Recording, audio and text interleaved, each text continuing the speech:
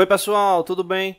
Hoje a gente vai estar dando continuidade aos nossos vídeos aqui ligados à parte de programação CNC, né? E hoje a gente vai estar verificando como fazer a programação, né, para execução aqui dessa peça no simulador, né, o CNC 2.0, né? O link dele está aí na descrição. A gente já fez outros vídeos, né, mostrando esse simulador. Lembrando que essa série, né, vai ser 5 vídeos aí na sequência, né? Ela foi escolhida, né, por vocês aí numa enquete que foi feita na semana passada. E aí a parte de CNC acabou ficando com mais votos, né? E aí a gente vai estar fazendo essa sequência, tá bom? Esse desenho que vocês estão vendo, né, eu postei ele já no canal.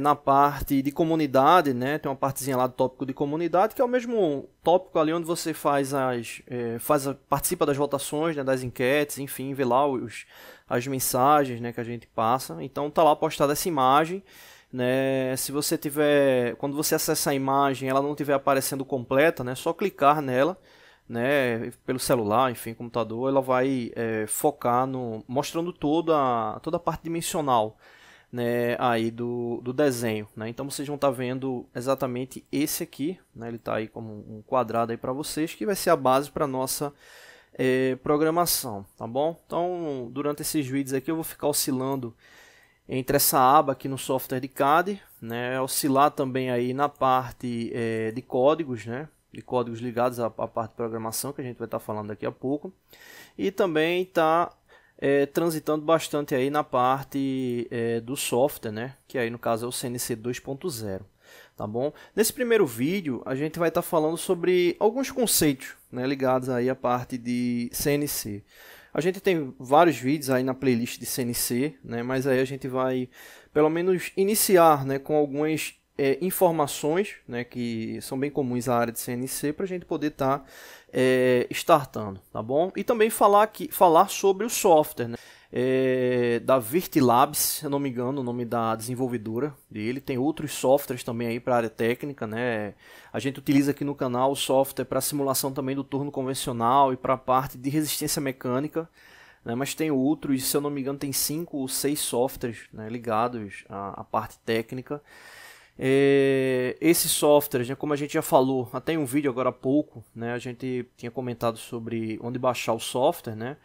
Você pode ter ele tanto para celular como para PC. Esse que vocês estão vendo na tela aí é para celular, né? Então acredito que é o que a maioria vai estar utilizando, né? Também tem ele para PC e funciona bem. Funciona bem, eu tenho instalado no meu PC, só que eu não consigo gravar a tela utilizando o software para PC. Então a gente está utilizando o celular.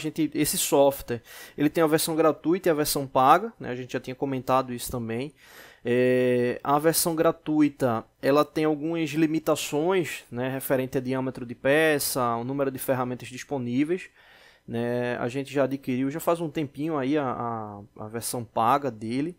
Na época que a gente comprou, estava na faixa acho que de R$40, R$50. Não sei se teve algum aumento, né, com esse passar de tempo. Acho que faz mais ou menos uns 5, 6 meses que a gente tem essa licença.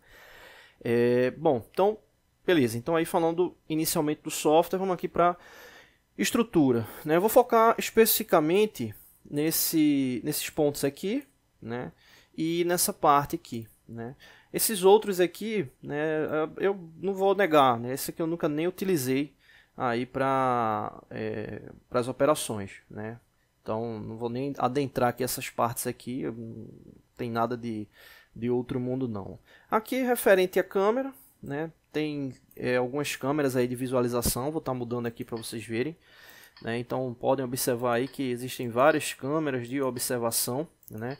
A gente vai estar fazendo a execução principalmente aqui nessa câmera 3, porque ela fica plana, né, em relação às coordenadas X e Z, né, que são as coordenadas que a gente trabalha aí para a programação do turno CNC, né? Nesse caso aí turno CNC sem acionamento de ferramenta independente, né, que é o que a gente chama de ferramenta acionada, né, que seria o torno, né, podendo ter parte de fresagem também. Então nesse caso aí eu trabalhei com eixo X e Z, né, que é o mais comum, né? Então a gente vai falar aí mais para frente aí especificamente sobre essa questão dos eixos. Então a gente vai estar trabalhando bastante aí com essa câmera. Aqui ao lado né, a gente tem algumas informações importantes. Essa daqui é a principal, que é a parte de edição, né? Então a gente vai estar editando aqui o programa, né? Então você pode estar selecionando a linha, né? E digitando, né? Estou digitando aqui, apertando aqui no teclado, e observa aí que vai passando aí os comandos, né? Aí para as linhas de programação, né? Tem algumas abas aqui também no programa, né? Essas abas são muito utilizadas quando você vai precisar utilizar um subprograma, né? Depois a gente fala mais sobre essa questão do subprograma. Então, essa parte aqui a gente vai utilizar bastante. Vou minimizar ela aqui. Tem essa parte aqui que é referente a dimensional, né? Ele monta aqui uma silhueta da peça quando usinada, né? Então, exemplo, vamos supor que a silhueta da peça usinada seja essa aqui. Você consegue estar movendo as linhas para ter uma noção de quanto é que está a medida, né? Ali do diâmetro, comprimento, né? Então tem essa possibilidade de você estar movimentando essas linhas para poder ter essa parte dimensional, né? Observa aqui que ele faz referência aqui ao diâmetro, né? E ao comprimento, né? Então você consegue ter essa parte dimensional, né? No caso da nossa simulação a gente não vai estar utilizando isso aqui. Eu acredito que para até conceito metrológico, né? Até interessante, mas para o que a gente vai estar fazendo aqui não vai ter tanta funcionalidade, né? Mas para a questão de comprovação, né? Coisa do tipo. Quando terminar a usinagem, eu coloco aí só para a gente ver a silhueta, tá bom? Esse outro aqui é referente às ferramentas, né? Então, observa que quando eu clico aqui, ele aparece uma série de ferramentas, né? Aparece uma série de ferramentas, né? São as ferramentas que estão aí disponíveis aí no software. E se você tiver conversão gratuita, não vai estar aparecendo todas essas ferramentas, né? É uma das limitações, né? E aqui aparece o seguinte, né? Esse aqui é importantíssimo aí para a parte CNC, que é o magazine, né? Ou seja, a quantidade de ferramentas que a máquina ela suporta, né? Aí ele está indicando 8 ferramentas. Normalmente para o torno CNC, pelo menos os mais básicos, são 4 ferramentas de perfilamento externo e 4 ferramentas referentes ali à furação ou usinagem interna, né? Eu nunca cheguei a utilizar esse software com o magazine dele completo, né? Mas na prática, para os equipamentos CNC, normalmente funciona dessa forma, né? 4 ferramentas ali para o externo e 4 para o interno. Não sei se para ele aqui tem alguma limitação. Para você estar movendo a ferramenta para aqui, é só você selecionar, segurar e arrastar para a posição ali da torre. E aí vem algumas características, né, da ferramenta, né? Por exemplo, aqui tem características ligadas aqui ao inserto, né? A gente pode estar vendo aqui o ângulo, né? O ângulo de folga dele, né? O ângulo ali de cunha, né? Que vai dar origem ali à saída, né? Tem aqui algumas características ligadas à parte dimensional da ferramenta em relação à torre porta-ferramenta, né? Então tem aqui algumas características interessantes. E aqui eu vou até tirar essa ferramenta aqui, vou colocar uma que a gente vai utilizar. Deixa eu escolher aqui, vou pegar essa daqui, vou pegar essa aqui. Pronto, essa ferramenta aqui, né, mostrar aqui nessa posição o que acontece, né? Aí um detalhe aí referente à parte da execução. Quando você vai inserir, né, uma ferramenta ali no torno CNC, né, você tem a parte de fixação comum, né, como qualquer outra máquina, e existe uma grande pergunta que é como é que a máquina ela reconhece, né, a ferramenta no que diz respeito ali à posição. Para a máquina, o que tem importância, eu vou até dar um zoom aqui maior, seria essa parte aqui, né, ou seja, o encontro, né, referente ali às coordenadas X e Z, né? Basicamente o que acontece? Você acaba tendo ali para a máquina uma referência para o diâmetro, né, ou seja, ali para o X, e uma referência ali para o comprimento, ou seja, para o Z, né? Então isso aqui acaba se tornando o ponto de referência, né? A máquina em si, ela não vai estar ali reconhecendo a espessura da ferramenta, o quanto é que ela está para fora, né? O que vai estar ali especificando para ela é realmente esse ponto. Então, quando você faz essa referência, né, o que a gente chama aí de preset, das ferramentas, né, é esse ponto aí que vai ser a base, né? E você pode fazer isso manualmente, né, ou seja, tangenciando a ferramenta na peça, né, ou seja, na face, no diâmetro, ou, né, algumas ferramentas vêm com o famoso toolkey, né, que é um dispositivo que faz o preset rápido, né? Então ele já identifica, né, essa condição do posicionamento da ferramenta. Então, bem interessante, bem prático o uso dele. Essa questão de ter sensor, não ter sensor, está muito ligada ali à capacidade da máquina, né? Como qualquer máquina, você tem máquinas com menor preço, né, e com maior preço. Mas quando a gente fala de CNC, entenda que menor preço, né, é um valor considerável ali para execução, né, e principalmente com a alta do dólar, né? A gente tem fabricantes nacionais, mas mesmo assim prejudica muito o preço, né, porque vem muita coisa de fora também, né? Normalmente se trabalha muito aqui com montagem, né, aqui no Brasil. Bom, então, referente à ferramenta, então aí já essa é a primeira aí informação oficial, né? É essa localização que acaba sendo aí importante para a execução do programa CNC. Ou seja, para qualquer ferramenta que você for utilizar, tem que fazer essa referência. Agora, esse preset, esse referenciamento, muda de máquina para máquina, né? Então aí é uma coisa que você tem que ir lá ver no manual, alguém que já utiliza lá a máquina para poder estar fazendo essa verificação, né? É algo que precisa ter o maior cuidado, né? Por quê? Exemplo, vamos supor que a gente vai fazer a referência dessa ferramenta e por algum motivo, né, a gente erre, né, e essa referência, vamos supor que a referência que a gente precitou, ela ficou localizada aqui nesse ponto. Observa o quanto é que está para fora aqui da ferramenta, né? Para fora referente ao ponto. Ou seja, a máquina não vai reconhecer, né, isso aí. Você vai, de vez de você estar usinando um diâmetro X, você vai estar usinando um valor bem maior do que era para ser retirado. Então, problemas de referenciamento causam aí um grande estrago, né, sem causar a possibilidade de acidente e risco mesmo, né? Então, é importantíssimo esse cuidado aí com o referenciamento, tá bom?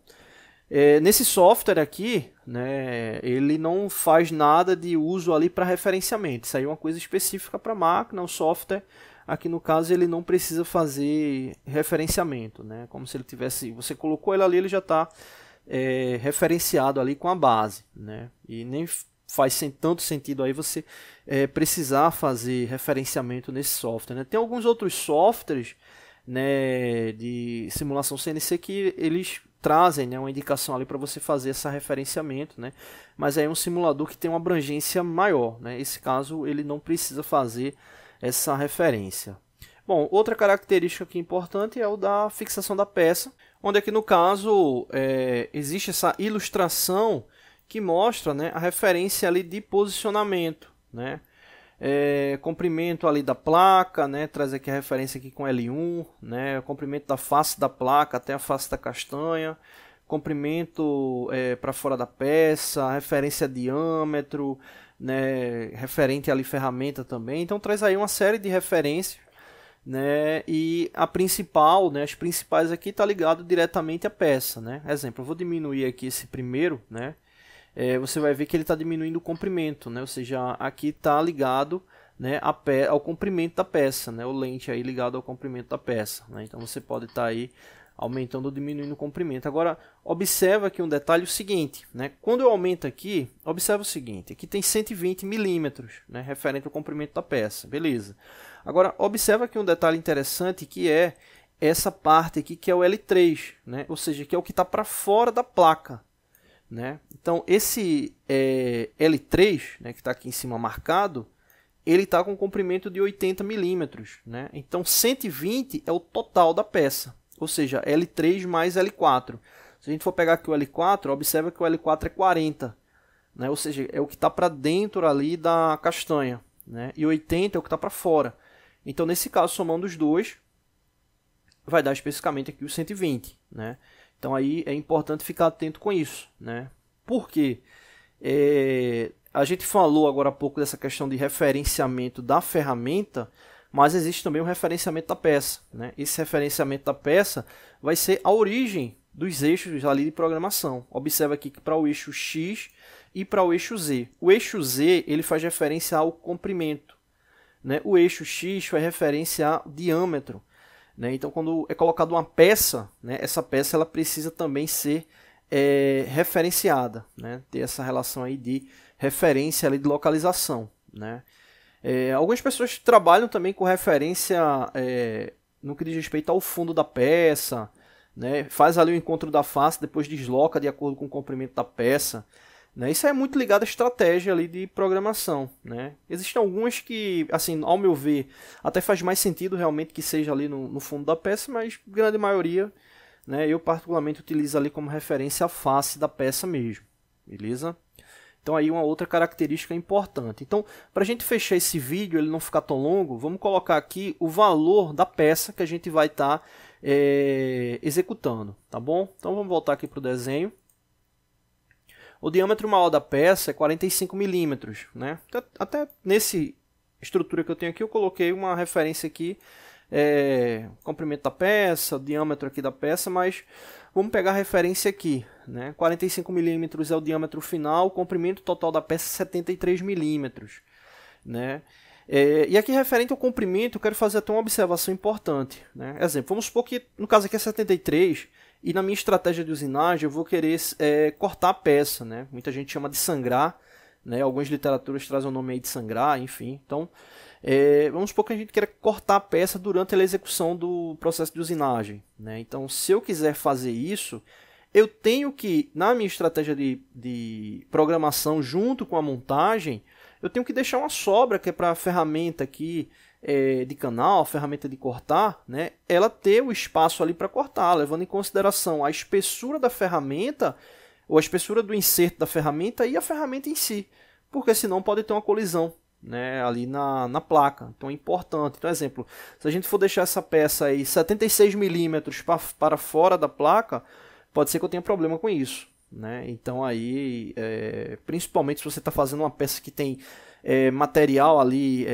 de sobra, né, trabalha aí com segurança, beleza? Então nesse caso aqui, vamos deixar aí entre 85 a 90 milímetros, né, da peça para fora, né? Então aí estou falando do comprimento da peça para fora da placa. O diâmetro da peça, vamos deixar com... A gente pode deixar mais próximo aqui do 45, mas vamos deixar com 50, né? Vamos deixar com 50. Então a gente deixa com 50 e ali em torno de 90 milímetros para fora da placa, né? Então aí fica a primeira informação, né? Aqui no caso ele está com 80, né, para fora. Eu vou colocar aqui um pouco mais. Pronto, aqui 90, né? Aqui tá beleza, 90. E o diâmetro da peça, vamos deixar aqui com 50. Vê que ele trabalha aqui com incremento de 5 milímetros, né? Então tá aqui definido aqui o diâmetro da peça e o comprimento, né? Esse clamped aqui é referente ao que vai ficar na placa, né? Observa que ele está aqui com 40 milímetros, que é a referência que vai ficar na placa. Isso aí é muito importante, né? Em que sentido? Se você deixa pouco pega, né? A gente chama, é bem comum a gente chamar de pega ali na referente à placa, né? Se você deixa um pega pequeno, a peça pode soltar. Na prática, o interessante é que esse valor não seja menor do que 1/3 do comprimento ali da peça, né? Então a gente vai aumentar esse comprimento aqui do pega, né? Aumentar aqui esse comprimento, né? Pronto, vamos deixar aqui com 55, né? Já fica próximo ali, né? 130 o comprimento total da peça, né? 130 o comprimento total da peça, ficaria ali 65 milímetros, né, como metade, né? Então 55 já é bem próximo ali da metade, tá respeitando aí essa regra aí de 1/3, né? Tem bem mais do que 1/3 aí, então tá tranquilo. Então vamos deixar aqui com essas medidas, né, aqui referente aí à execução, tá bom? Então isso aqui são as informações que a gente tem aqui de base, né, aí para o ciclo, né, de operação. Vou clicar aqui de novo aqui na peça. E aqui observa que ela já está ali inserida, né? Ela já está inserida e aquela ferramenta que a gente tinha colocado também, né? Eu não tirei ela já está ali posicionada também, tá bom? Então no próximo vídeo a gente volta com mais informações. Valeu!